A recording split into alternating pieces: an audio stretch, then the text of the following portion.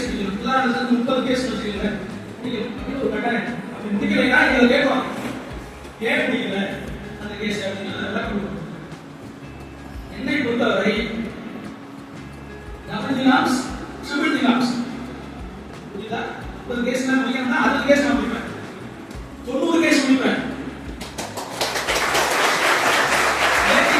சொல்றதுனா இங்க போட்ட அடிப்படை நினைவு சுத்தி வருது.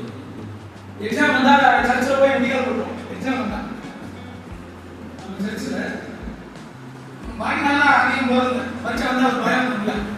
அதனால அந்த இதை அருள் நமது அருள் தந்தையர்களின் ஆசீர்வாதம், ஆசிரியர் பெருமக்களின் ஆசீர்வாதமும் எங்களை இந்த அளவுக்கு இங்கே உயர்த்தி நிற்க வைக்கின்றது.